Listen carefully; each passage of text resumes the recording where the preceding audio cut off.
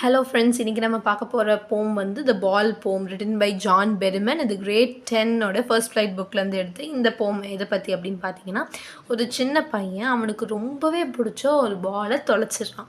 அந்த பாலை தொலைக்கும் போது அவனுக்கு தெரியும் அது திரும்ப அவன்கிட்ட வரவே வராதுன்னு. அப்படி அவனுக்கு அந்த ஒரு இமோஷன் ஹிட் ஆகும்போது தான் அவன் லைஃபோட பெரிய லெசனே கற்றுக்கிறான். இந்த போம் ஃபுல்லாகவே எதை பற்றி ஃபோக்கஸ் பண்ணுது அப்படின்னு பார்த்தீங்கன்னா, லாஸ் ஒருத்தவங்க லைஃப்பில் எவ்வளோ ஃப்ரீக்வெண்ட்டாகவும் அது எவ்வளோ எவிடெண்ட்டாகவும் இருக்குது அப்படின்னு ஸோ அவனோட லைஃப்பில் அந்த பால் இழந்ததுக்கப்புறம் அவன் எவ்வளோ கஷ்டப்படுறான் அப்படின்னும் போது தான் அவனுக்கு என்ன தெரியுது, இந்த மாதிரி நிறைய நம்ம லைஃப்பில் நடக்கும் அப்படின்னு தெரியுது. ஸோ இந்த போம் எப்படி இருக்குது அப்படின்னு பார்த்தீங்கன்னா, ஆத்தர் அந்த பொசிஷனில் இருக்கார். அவர் அந்த பர்டிகுலர் சின்ன பையனை பார்க்குற மாதிரி இருக்குது. பட் இந்த இடத்துல இந்த பாய் யார் அப்படின்னு பார்த்தீங்கன்னா, அது அந்த போயட்டாக கூட நம்ம எடுத்துக்கலாம். ஸோ அந்த போயட் வந்து ஒரு பாலை தொலைக்கிற போது அதை எப்படி அவர் வந்து லைஃபோட கம்பேர் பண்ணுறாரு, எப்படி அவர் வந்து நமக்கு அண்டர்ஸ்டாண்ட் பண்ண வைக்கிறாரு அப்படின்றது தான் போம். ஸோ நம்ம போமுக்குள்ளே போகலாம். ஃபர்ஸ்ட் எப்படி போகுதுன்னு பாருங்க. What is the boy now who has lost his ball? What is he to do? So இந்த ரெண்டு லைன்ஸில் பார்த்தீங்கன்னா வாட் அண்ட் வாட் வந்து திருப்பி ரிப்பீட் ஆகுது. ஸோ இதுதான் வந்து ஆனஃபோரா அப்படின்னு சொல்லுவாங்க. ஆனஃபோரா அப்படின்னா ஒரே பர்டிகுலர் வேர்ட் ரெண்டு லைனில் அதே பொசிஷன் ஃபர்ஸ்ட் பொசிஷன்லேயே ரிப்பீட் ஆகுது இல்லையா, இதுதான் வந்து ஆனஃபோரா. ஸோ இந்த லைன்ஸ் என்ன சொல்லுது அப்படின்னு பார்த்தீங்கன்னா, what is the bye now who has lost his ball, what is he to do? அப்போது அவனுக்கு ரொம்ப பிடிச்ச அந்த பாலை தொலைச்சிட்டான். இப்போ அவன் என்ன பண்ண போகிறான், என்ன பண்ண முடியும், அந்த மாதிரி ஒரு கொஷின் வந்து கேட்குறாரு.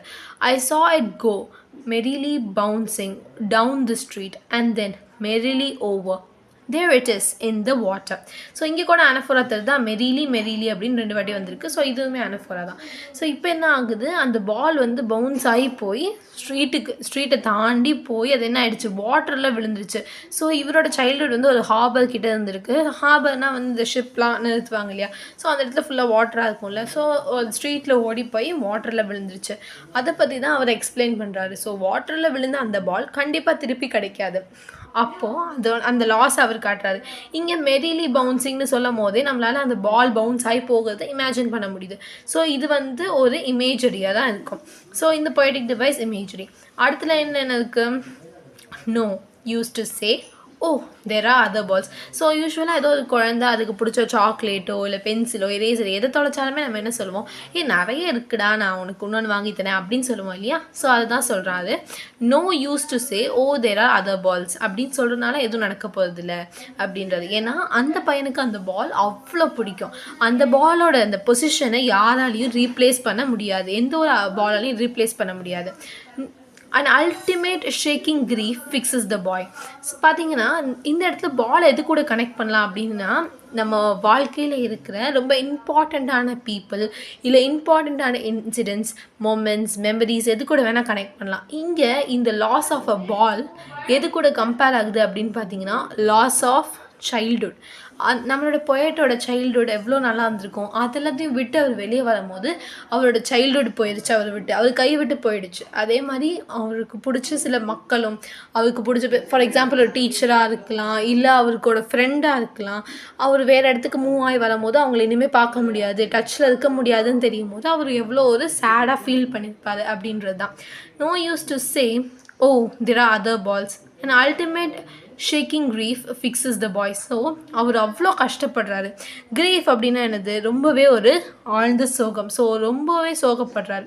As he stands rigid trembling staring down. So அவர் என்ன பார்க்குறாரு, கீழே பார்க்குறாரு, நடுங்குது. ஏன்னா அவருக்கு ரொம்ப பயமாக இருக்குது, என்ன இது போயிடுச்சே, நமக்கு பிடிச்சது போயிடுச்சே அப்படின்னு. அவர் கீழே தண்ணியில் பார்க்குறாரு. all his young days into the harbor where his ball went. So அவரோட சைல்டுஹுட் எல்லாமே ஹார்பரில் தான் இருந்துச்சு நான் சொன்னேன் இல்லையா. இந்த லைன்லேருந்து தான் நமக்கு அது தெரியுது. ஸோ அவரோட சைல்டுஹுட் எல்லாமே ஹார்பரில் இருக்குது. அந்த ஹார்பர்லேருந்து அவர் வெளியே வரும்போது, அந்த பிளேஸ்லேருந்து அவர் வந்து வெளியே வரும்போது அவரோட யங் டேஸ் சைல்டுஹுட் எல்லாமே தொலைஞ்சிடுச்சு அப்படின்னு சொல்கிறாரு. I would not intrude on him. அப்படின்னு சொல்லியிருக்காங்க. ஸோ இங்கே இன்ட்ரூட் அப்படின்னு என்னென்னா இன்டர்ஃபியர். இந்த பையனை அவர் பார்க்குற மாதிரி தானே இந்த போயமில் எழுதியிருக்காரு. ஸோ அந்த பையனை நான் டிஸ்டர்ப் பண்ண மாட்டேன், அவன்கிட்ட போய் எதுவும் சொல்ல போகிறது இல்லை அப்படின்றாரு. A dime another ball is worthless. இன்னொரு டைம் அப்படின்றது வந்து ஒரு மணியோட வேல்யூ, லைக் ருபீஸ்னு வச்சுக்கலாமே. So 1 time is equal to 10 cents. இது வந்து யூஎஸ் கரன்சியில் இந்த மாதிரி டைம்னு சொல்கிறாங்க. ஸோ சென்ட்ஸுன்றது அதை விட லோவர் வேல்யூ. ஸோ ஒரு டைம் கொடுத்து இன்னொரு பால் வாங்கிக்கலாமே அப்படின்னு அந்த பையன்கிட்ட சொல்கிறது வந்து யூஸ் கிடையாது அப்படின்னு சொல்கிறாங்க. ஏன் அப்படி சொல்கிறாங்கன்னு பார்த்தீங்கன்னா, அந்த பாலோட அந்த பொசிஷன், அதோட மெமரிஸ், கனெக்டான மெமரிஸ் எதுவுமே அந்த போய்ட்டுக்கு திருப்பி கிடைக்காது இல்லையா, அதனால தான். ஸோ இந்த மாதிரி நடக்கும் போது இந்த மாதிரி நடக்கும் போது தான் he senses is first responsibility அப்படின்னு சொல்கிறாங்க.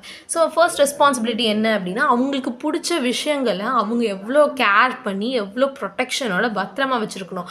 பட் இந்த பையன் எப்படி இருக்கான், கேர்லெஸ்ஸாக அதை வந்து தொலைச்சது திருப்பி கிடைக்காது அப்படின்னு தெரியும் போது தான் அவனுக்கு அவனோட ரெஸ்பான்சிபிலிட்டி புரியுது அப்படின்னு சொல்கிறாரு. இன் அ வேர்ல்ட் ஆஃப் பொசஷன்ஸ்னால் என்ன, நமக்கானது அப்படின்னு இருக்கும் இல்லையா, அதுதான் பொசஷன்ஸ்னு சொல்கிறாங்க. ஸோ இந்த உலகத்தில் நிறைய விஷயங்கள் நிறைய பேர் கூட ரொம்பவே கனெக்டடாக அட்டாச்சாக இருக்குது. அப்படின்னும் போது people will take balls will be lost little boy. அப்படின்னா என்னன்னு பார்த்தீங்கன்னா, இந்த பால்ஸ்க்கு பதிலாக இங்கே யார் இருக்கா, மக்கள் தான் இருக்காங்க. இந்த பால்ஸை மக்கள் ரெப்ரசன்ட் பண்ணுறாங்க. எத்தனையோ பேரை நம்ம டெய்லி லைஃப்பில் சரி, நம்ம நிறைய பேரை பார்ப்போம், நிறைய பேர் கூட அட்டாச்மெண்ட் இருக்கும், கனெக்ஷன் இருக்கும். ஆனால் ஒரு நாள் அவங்க வந்து நம்ம விட்டு போகும்போது இந்த பால் போகிற மாதிரி தான் அவங்களும் நம்ம கைவிட்டு போயிடுவாங்க. ஸோ நம்ம கூட இருக்கும் போது நம்ம இந்த ரெஸ்பான்சிபிலிட்டி எடுத்து அவங்க கூட கேரிங்காக அவங்க கூட நிறைய டைம் ஸ்பெண்ட் பண்ணி அவங்கள பத்திரமா வச்சுக்கணும் நம்ம கூட அப்படின்னு சொல்கிறான். So people will take balls will be last.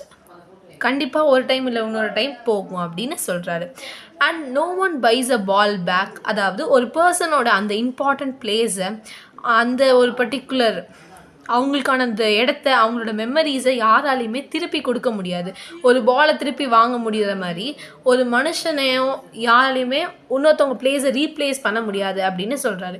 Money is external. காசு கொடுத்து வாங்குறது அப்படின்றது வேறு, அந்த இமோஷ்னல் கனெக்ட் வந்து வேறு அப்படின்னு சொல்கிறாரு. ஸோ இந்த ஒரு இன்சிடென்ட் மூலமாக அந்த பையன் என்ன கற்றுக்கிறான் அப்படின்னு பார்த்தீங்கன்னா, he is learning well behind his desperate eyes. அவனுக்கு தெரிஞ்சிருச்சு இப்போது அவன் தொலைச்சது திருப்பி கிடைக்காது அப்படின்னும் போது அவன் என்ன கற்றுக்கிறான். இதுதான் most important part, the epistemology of laws. இங்கே எபிஸ்டமாலஜி அப்படின்னா என்னென்னா, த நேச்சர் ஆஃப் லாஸ் இல்லை த நாலேஜ் அபவுட் லாஸ். அதாவது எல்லாருக்குமே லைஃப் அப்படின்ற இந்த மார்டல் லைஃப்பில் எல்லாருக்குமே லாஸ் அப்படின்றது இருக்குது. எந்த ஒரு மேன் உலகத்தில் இருந்தாலுமே அவனுக்கு பிடிச்ச திங்ஸ் ஆகலாம், மெமரிஸ், இல்லை அவன் பிடிச்ச பீப்புள், யார் வேணால் எந்த விதத்தில் வேணால் லாஸ் ஆகலாம் அப்படின்றது தான். அண்ட் அது மட்டும் இல்லை, அது கூட என்ன கற்றுக்கிட்டான், ஹவு டு ஸ்டாண்ட் அப் அப்படின்னு கற்றுக்கிட்டான். இப்போ அவனுக்கு பிடிச்ச அந்த பால் போயிடுச்சுன்றனால அவன் வந்து மனசை இழந்து தோல்வி அடைஞ்சிட்டோன்னு உட்காராமல், சரி இப்போ நம்ம முன்னேறி தான் போயாகணும் அப்படின்னு அவன் தெரிஞ்சுக்கிட்டான். Knowing what every man must know one day. ஒரு நாள் இல்லை ஒரு நாள் நம்ம எல்லாருமே இதை தெரிஞ்சுக்க வேண்டியது ரொம்பவே அவசியம் இல்லையா.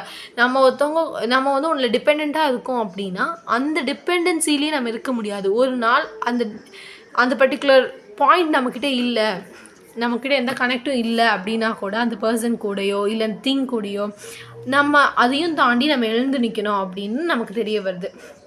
And most no many days how to stand அப்.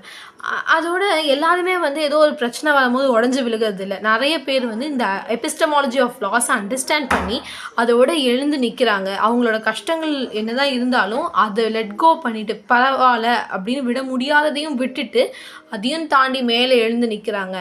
அது நிறைய பேருக்கு வந்து அது ரியலைஸ் ஆகிடுது அப்படின்னு சொல்லி நம்ம போய்ட் ரொம்பவே அழகாக சொல்லியிருக்காரு. ஸோ இந்த போயமில் மெயின் பாயிண்ட் என்னென்னு பார்த்தீங்கன்னா, இந்த போயமோட ஹெட்டிங்லேயே இருக்குது ஒரு பொயட்டிக் டிவைஸ், த பால் போம் அப்படின்றதுல இந்த பால் எதை சிம்பிளைஸ் பண்ணுது நமக்கு இந்த போயம் முடிஞ்சதுக்கப்புறம் தெரிஞ்சிச்சு இல்லையா. இந்த பால்ன்றது எவ்வளோ இம்பார்ட்டண்ட்டான ஒரு பார்ட். அது எதை சிம்பிளைஸ் பண்ணுது, அது வந்து மெமரிஸ், பீப்புள், திங்ஸ், மெட்டீரியலிஸ்டிக் திங்ஸும் சரி, அதோட நம்மளோட அட்டாச்சாக இருக்க இமோஷ்னல் திங்ஸ் எல்லாத்தையுமே வந்து இந்த பால் அப்படின்ற ஒரு ரொம்ப சிம்பிளான ஒரு விஷயம் வந்து இந்த போமில் சிம்பிளைஸ் பண்ணி ஒரு பெரிய லைஃப் லெசனையே டீச் பண்ணுது இல்லையா. ஸோ இந்த போமோட எக்ஸ்ப்ளனேஷன் உங்களுக்கு ரொம்பவே யூஸ்ஃபுல்லாக இருக்கும்னு நான் நம்புகிறேன். அண்ட் இதே மாதிரி உங்கள் ஃப்ரெண்ட்ஸ்க்கும் யூஸ்ஃபுல்லாக இருக்கும் அப்படின்னு நீங்கள் நினச்சிங்கன்னா இந்த வீடியோவை ஷேர் பண்ணுங்கள் and subscribe to support me. Thank you.